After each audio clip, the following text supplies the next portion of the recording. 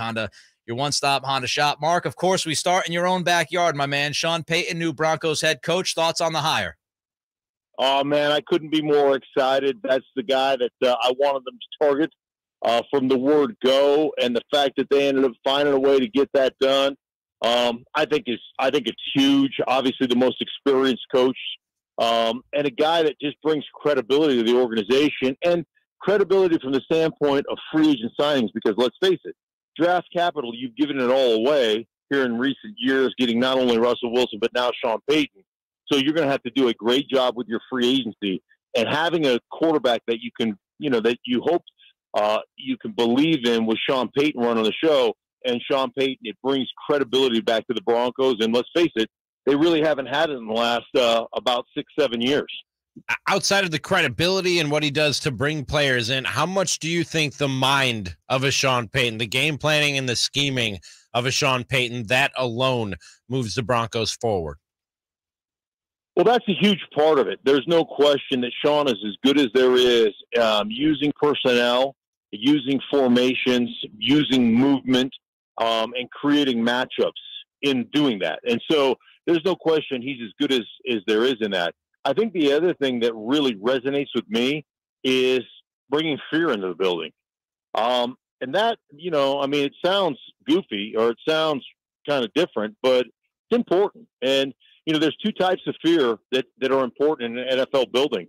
One is biblical fear, right? The fear of the Lord is, awesome reverence and respect. You have to have reverence. You have to have respect for the guy calling the shots.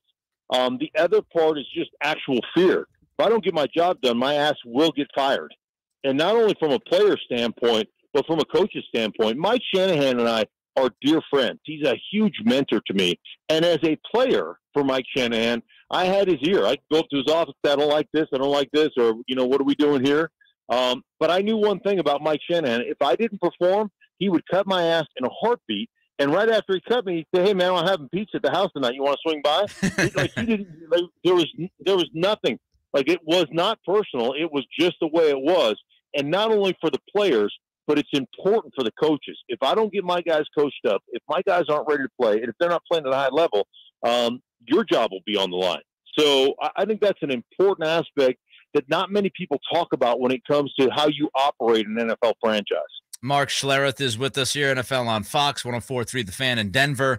One last one on this Denver hiring, Mark. The stories of a last-ditch effort to try to get Deko Ryans before he went to Houston. Are you okay with how this came together, the fact that the ownership group reportedly ran back to Deko before they finally settled on Sean? Yeah, well, there's one report from Rappaport, I think, that it said that. Then there's one from Adam Schefter that said absolutely not. That didn't happen. Now, I tend to I've known Adam forever and worked with Adam forever at ESPN. As a matter of fact, I worked with Adam forever when he was a beat reporter with the Broncos while I was playing. Yep. He's the one that broke the story about Sean Payton. He told me 2 days ago, it's big. I've got a big, and he's the only one that had it. They trusted him with that. So I tend to err on the side of what Adam is reporting. But the bottom line is I don't really care. And by the way, I don't call them retreads. I call them certified pre-owned coaches. I wanted a certified pre-owned coach. By the way, he didn't get fired. But I wanted a guy that brought that fear into the organization. Also a guy that Russ respected and that Russ isn't going to try to bully. Yeah. The reports here are like, I don't want to do that. This is not what I want to do. No, that's not how it works with Sean. This is what we're doing. And if you don't like it, tough. I don't care if you don't like it. So I think that's an important aspect of this hire as well. Mark, was there any chance the 49ers were going to pull that game off once Brock Purdy went down with the injury, or was it a wrap from that point on? Yeah, it was a wrap. It was unfortunate, man. I love what Brock Purdy did all season long. As soon as that happened to him, it was just like, for me, watching my son tear his own collateral throwing in a game, and knowing it's like, that's it. You could just tell. And that's, it's so disappointing because They had a legit shot to win that game if Brock Purdy stays healthy. But, that's the way it goes, unfortunately. When you go through 4 quarterbacks, you can't win. I called the game here in Denver several years ago when the Denver Broncos had no quarterbacks. They lost them all to COVID, and then they tried to cheat the test, and, the whole thing fell apart. And they're starting a wide receiver off the practice squad and Kendall Hinton. And, I'm calling the game, and you're trying to wrap a turd in, like a tasty biscuit. There's still a turd in the middle of the damn thing. So it was awful. It was a really hard game to do, but you knew the Broncos had zero chance of winning that game with not a quarterback on the field. So it is kind of what it is, and that's where San Francisco kind of ended up.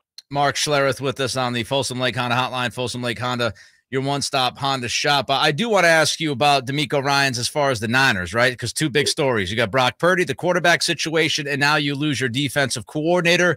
Mark, I know the old saying, Jimmy's and Joe's versus X's and O's. How much do you think Ryan's absence is going to impact this defense in San Francisco? Listen, they got so many great players, and obviously he had a ton of energy, and you want to replace him with another energy guy, in my opinion. But remember, this defense was exceptional under Robert Saleh.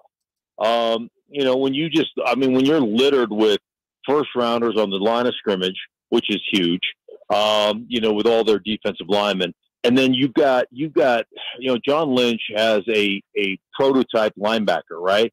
And it's, Fred Warner. And every guy runs and looks kind of like Fred Warner, right? So they know what they're doing. They understand what they're doing. And then it just becomes about, can you produce that kind of energy and can you put somebody in that place? But they've got such good players, really just exceptional players.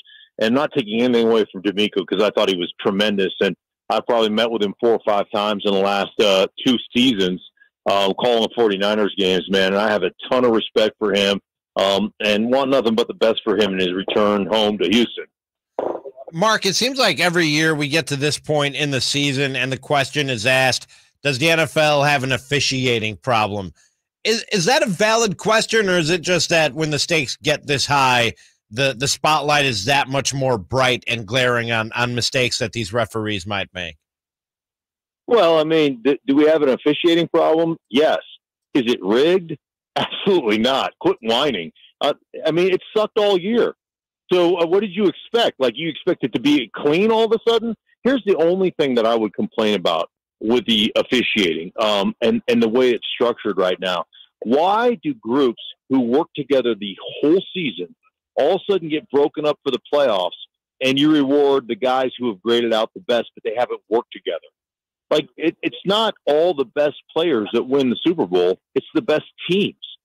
So why would you not take the team that graded out the best overall as a group? Why would those not be the teams that are calling this? Why are you all of a sudden mixing and matching different line judges with different back judges with different referees and different umpires?